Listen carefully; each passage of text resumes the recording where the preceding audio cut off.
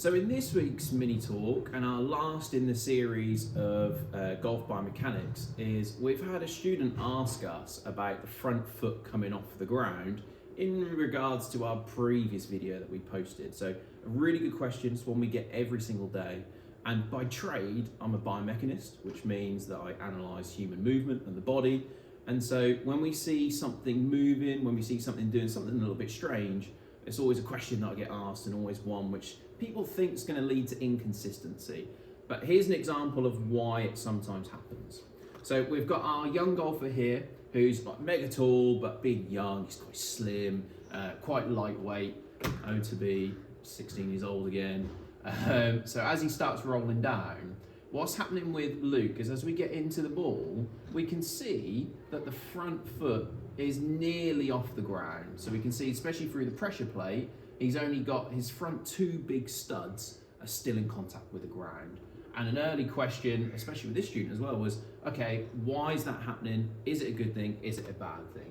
There was worries that it would lead to inconsistent strikes. There was worries that it would lead to face control, whatever it may be. But we've got to understand why this happens. And the big key to why it happens is Luke's creating quite a lot of ground reaction force in a downward manner into the ground with his lead leg. Now what happens is he's creating a lot of force through the ground, and because he's not very heavy, this ground reaction force pushes him back quite a lot. Now, because he's not very heavy, and because he's probably not strong enough to have the hip mobility and hip strength to keep his hip there, what you'll see happen is as he's pushing down into the ground, the reaction force of the ground, every force has an equal and opposite reaction, for those of you that paid attention in physics at school, is that we then get this push back off the ground, and because he's not very heavy, that front leg just pops up. If we took this away from Luke's golf swing and said, right, keep your foot planted on the ground, he's probably going to lose a ton of club head speed because his ground reaction forces are going to go real down. Here's an example of one of the longest drivers in the world. Now, this guy is heavy and stacked because he's strong as much as you'll want to imagine.